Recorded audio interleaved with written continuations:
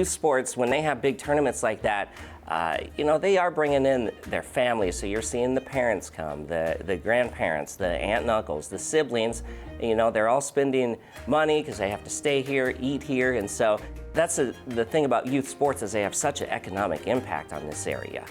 This is where people want to be. And if we can use the resources we have around Rapid City to help bring people in, we'll be just fine. Think about this the next time you're watching your kids play a game of football or maybe softball. Youth sports are big. I mean, really big. And they're big for a couple of reasons. First of all, youth sports are a great amenity for a growing community. Makes your town a better place to live. The kids learn some great life lessons, and let's face it, gets them off their cell phone, right? Secondly, youth sports are a great money generator. If your town is hosting a sports tournament, you've got lots of kids coming to town with their families. They're eating, they're buying souvenirs, and they're supporting local businesses. It's a formula that's getting a lot of attention around the country, and West 605 is no exception. Starting in Rapid City. I guess a word would be disjointed. Thankfully, in Rapid City, we have a lot of parents who have stepped up to run various organizations and put on events. But in most communities, that's done by the city and the Parks and Rec department. Tell me a little bit more about that. You say parents? Parents really running youth sports? Yes, most, if not all of our organizations in Rapid City, minus soccer and wrestling, are ran by parent organizations, volunteers. And ultimately, they're the ones that do a lot of the groundwork to help support our kids. And it's simply because our Parks and Rec department is fairly new in the grand scheme of things. These organizations have been around for years. 50 plus years, and our Parks and Rec department has not been. So in Rapid City, we've always leased these facilities to these organizations, and they've run them. Sometimes they don't live up to the standard, or those facilities aren't kept up to the standard for tournament-ready competitions. And our goal is to help make sure that there's some consistency throughout the community in that regards. So is the situation here in Rapid unique? It is unique. A lot of the heavy lifting is done by municipalities, and we just weren't set up that way. We're trying to play catch up, and there's a lot of opportunities for Rapid City to better position ourselves to benefit from youth sports and adult sports. When you talk about youth sports, the big, I think, kind of challenge or obstacle with that comes you have to have the facilities. And some of the smaller communities may not have the number of facilities or the type of facilities that can handle such a big tournament, where Rapid City, we've seen that grow over the years, where they've added more soccer fields, more softball fields, just to accommodate those bigger tournaments, where some of the other communities, and they're getting involved as well. It's just Rapid City is a little bit farther ahead, it seems like, as far as building more facilities, because that's what it really comes down to. And Rapid City isn't the only place that's jumped on board the youth sports bandwagon. Spearfish is along for the ride as well. When we did the new sports complex, we looked at there was obviously a need for more field space, but also with Rapid being the only town that could host these state tournaments, that's a lot of tourism dollars that could be brought in for tournaments. And so that's why another reason why we built Sky Ridge was to bring in some of these bigger regional tournaments, state softball tournaments, things like that. So, but I've talked to a lot of these state associations, and they're thrilled that we're doing this because it gives them another option, another location. And honestly, a lot of them have said we would love to bring our tournaments to Spearfish, to the Black Hills. Families will use that as a vacation. They'll come play the tournament and then maybe stay for a few days and go camping or visit the sites. And so they're really excited for us to get this done and get it operating. Seems to me two different types of fuels are running this. We want to make it Spearfish a great place to live, and that means keeping the kids busy, keeping them active. And then there's revenue to be made here. And if you keep those wheels turning year-round, you can make some money. Yeah, Spearfish, without going into too much detail, really relies a lot on sales tax. for our tax base. And when we have those winter tournaments, those soccer tournaments, the Queen City Classic and the wrestling tournament, when those reports come in, you can see the spike in sales tax revenue that comes in. There is no doubt that you can tell the weekend it was on when you see those graphs and charts. So that brings a lot of money in hotels, food, gas. When Queen City Classic, I believe, is up to about 190 teams, if I remember correctly. When you bring in 190 teams, a vast majority of them from out of this area, and they all have to have a place to stay, and they have to eat food at restaurants and buy gas, that brings in a lot of money to the community. So it's a different type of tourism. Yeah, sports tourism. I mean, Sports tourism, okay, all right. So where do you see this going? I only see For Spearfish specifically? Yeah, I only see it going up from here. I mean, what I'm seeing is not only the population growth and the interest growing, but kind of a different way of looking at sports where soccer is year-round. There's summer tournaments, there's fall season, there's winter indoor season, then you're back into spring season. Baseball has extended into a spring, summer, and now a fall season, and then a winter training time. And so a lot of these seasons are extending through the winter months and kind of becoming a more year-round sport. And then on top of that, one interesting thing that we're seeing is when I was a kid, you only played one sport. You played soccer in the fall or basketball in the winter. What we're seeing is there's quite a few kids that are playing multiple sports during the same season. So maybe flag football and soccer in the fall. Or golf and cross country in the spring. So they're trying to juggle a couple different sports during the same season.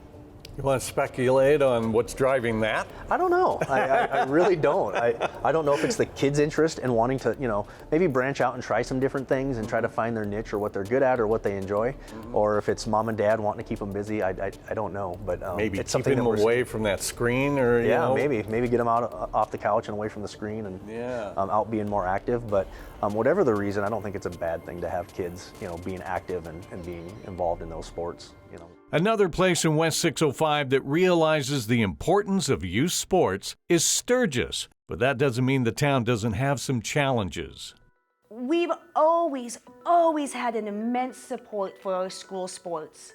We are the home of the Scoopers, and we are proud no matter what, losing streak or winning streak, we are proud. But I don't think anybody realized how much the youth sports was utilized in our community until the last couple years, because we are struggling to find space, indoor and outdoor space. And so Really? I mean... Yes, yeah, absolutely. So this is why I say we're getting there.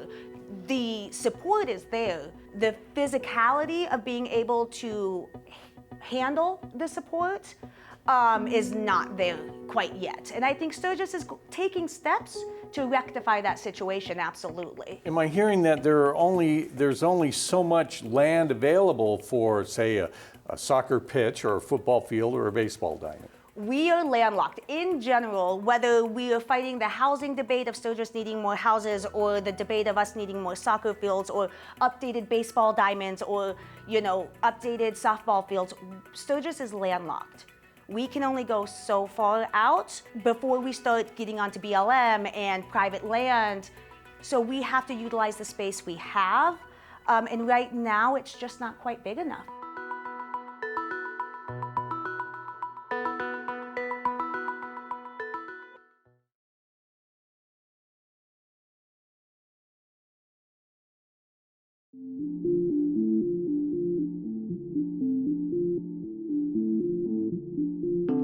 Besides giving your kids something to do, youth sports can also be a major moneymaker, generating sales tax revenue for a community. It can also give a boost to local businesses, especially during the winter months.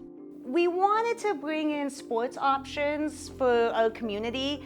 I'm a soccer mom through and through, and I go through probably soccer cleats twice a season with 3 seasons because of the growth. Got really annoyed at trying to find cleats all the time. Is it hard to do here in Sturgis? It is. There's no other place in Sturgis that sells sporting goods specific. So you can go like to Dollar General or someplace else and get a soccer ball or something, but the equipment that you need for each sport, you're gonna have to go to Rapid for the most part, so. All right, so what made you get involved with this sort of business?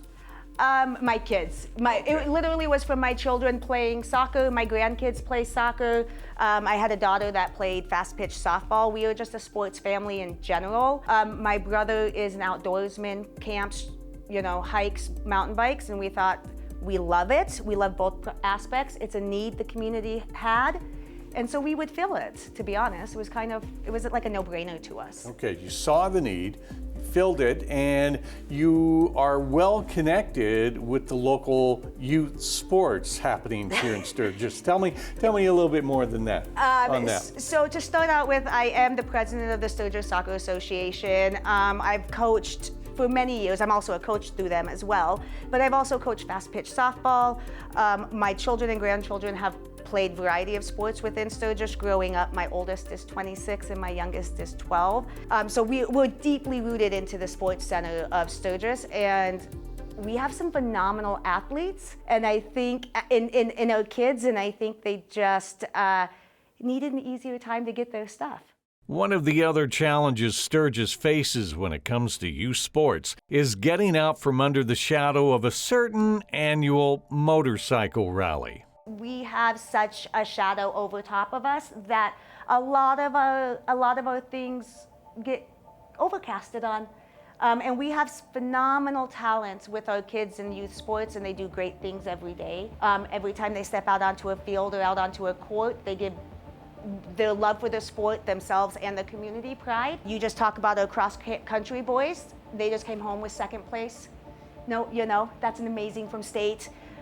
Sturgis Soccer, the high school, went to playoffs for the first time. We had record-breaking seasons for all of our players, almost with stats. I'm trying to think football, they kind of got it cut short, but look at the growth. We went from the longest losing streak in the history of high school football to having some really good years in the last 5-10 years. Yeah. So if I'm hearing you correctly, to get out from underneath that shadow, people here understand what needs to be done to do that, to invest in the local community and invest in the kids. Absolutely.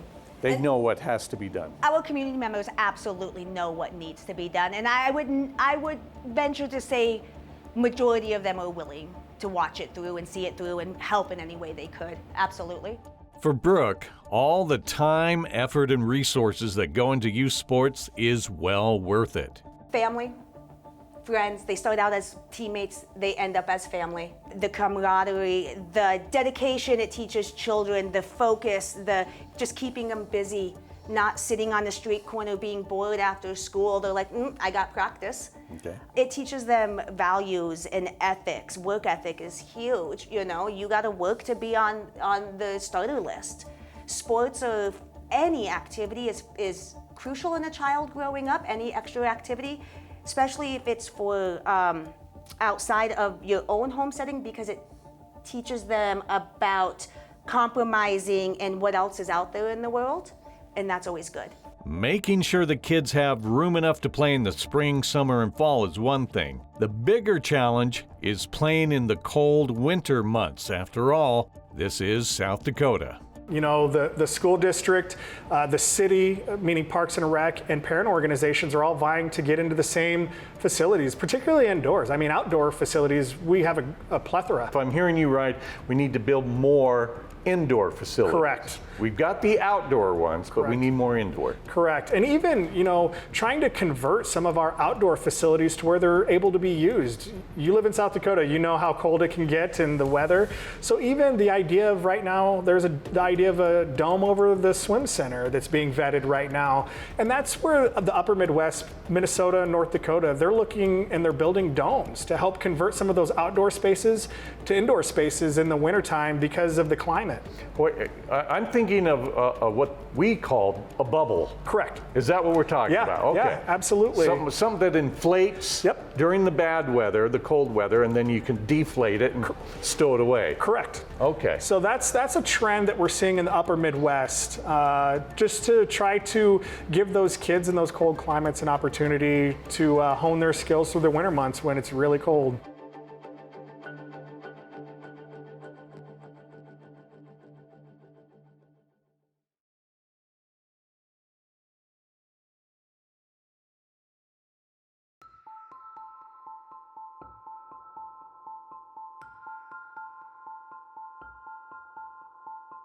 A great example of a youth sports success story is the city of Spearfish.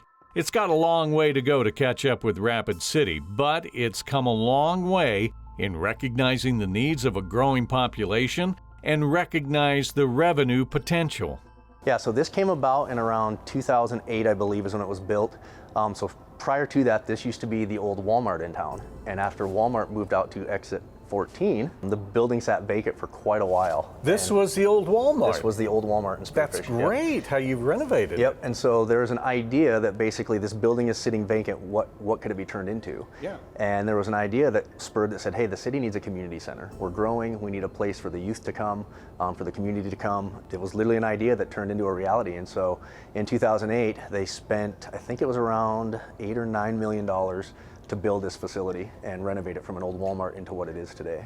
So we could be standing in what used to be the frozen food section. Absolutely, yeah. Okay. Yep. Yeah, so youth sports, kind of like anywhere, is growing in popularity. With just the population growth that we're experiencing here in western South Dakota and Spearfish, we are getting numbers that are climbing every year.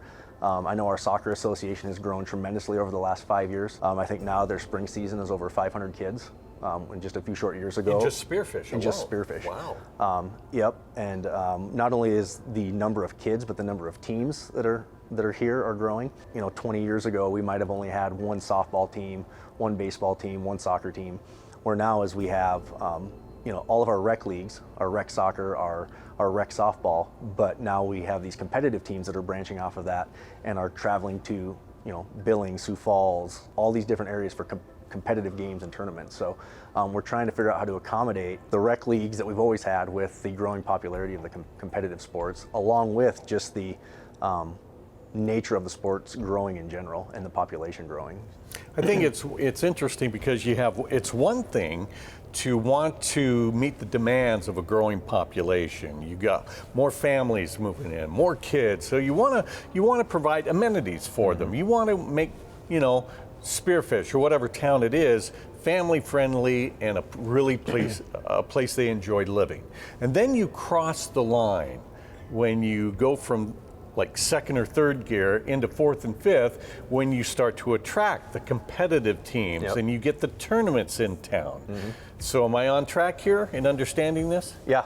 Yep. So I think there's just been a growth in youth sports in general, just due to the the life skills that it teaches, the discipline, the structure that it brings, and a lot of people are attracted to that. And so we are kind of on the cusp of a new sports complex that we're building that should be hopefully open next year.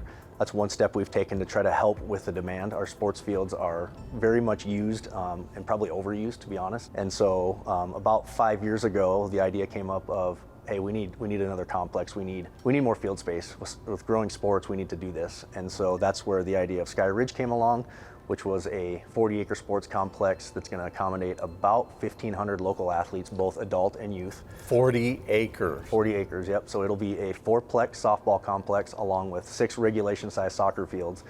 But when those fields are broken down by age, so all ages will be out there, there'll be 18 different games being played at one time. So. Holy moly, that's huge. Yeah, and that's kind of, with the growing soccer association, like I mentioned, well over 500 kids now, their main goal when they came to us was they wanted to be in one location. Right now they're spread out on fields all over town, different age groups, and so parents with kids in 3 different age groups were having to drop their kids off here and then go drop their kid off there and then the third one over here and then back. And they said it would be amazing if we could just have one location where everything was located. Drop the kids off, let me go give me a cup of coffee and a bagel and I'll be right back. Yep, and so that's kind of where the idea of Sky Ridge came. Obviously, with Rapid City being the only town in western South Dakota that has facilities big enough to host state tournaments, we wanted to be a part of that. And so we made sure that we designed things big enough and to be able to function to host state tournaments. Once again, the $12 million Sky Ridge Sports Complex will be 40 acres in size, made up of 6 soccer pitches, which can then be broken down into 18 smaller fields. It will also have 4 regulation-sized softball fields. It's going to have restrooms, concession stands, and more than 450 parking spaces. And it's supposed to bring in about 80,000 visitors every year. Spearfish is definitely on the move when it comes to youth sports, especially when it comes to that shoulder season. Actually, in Spearfish currently, without even growing, we host 4 big tournaments every winter. So we host 2 big indoor soccer tournaments that's put on by our soccer association, and they use this facility here as one of their gyms. They use Black Hills State, they use school district property, so they do 2 of those a year. Those are usually in, I think, January and February. Okay. We also host the Queen City Classic basketball tournament in March, which is one of the biggest basketball tournaments in the region. And then we also host a big state or a big AAU wrestling tournament in the winter. So in the winter months, we shift to the basketball, the wrestling, the indoor sports that carries us through. But a couple things that are kind of in the works is several of the associations are thinking about indoor facilities. So people that love to play baseball obviously don't play baseball in December, January, February. So some ideas of some indoor facilities that could possibly take place in the wintertime. Maybe an indoor training facility or maybe a domed facility. Quite honestly, anything that comes into Rapid City is going to, if it's big enough, is going to spill over to Sturgis and Spearfish. And having been in the travel sports world, we go to Minnesota, we stay in one community, but we compete in another community. And we're going to start to see that as we expand in Rapid City. It doesn't just affect Rapid City, Box Elder benefits, Sturgis benefits, and all the things. So telling them, anybody who will listen, here's who we are, here's what we do, and here's the benefit for you. And there's people who may not have kids in the house, but as soon as we explain the financial piece, they begin to understand. Could we write a check today to cover the cost? No, I don't know anybody who could. Could we, as community members and parents of kids in associations, stand up and say, I'll help you raise some money and fundraise? Absolutely. It's growing a lot. We're seeing, it seems like there's more and more kids competing, and with that comes different issues such as facilities and staffing and development and stuff like that. But overall, it seems like it's, now that we've made it through the pandemic or the COVID area, it seems like it just continues to take off. And like I've always said, this is, youth sports in Rapid City has been huge, especially like in Little League Baseball. You'll see parents out there, you'll see, especially during tournament time, that the community just rallies around their teams, and that's why we've had teams go all the way to Williamsport, Pennsylvania to compete, because they just really rally around the kids. Meeting the needs of our growing communities, helping our kids learn life lessons, and doing something that makes good economic sense. Sounds like a great way of life here in West 605.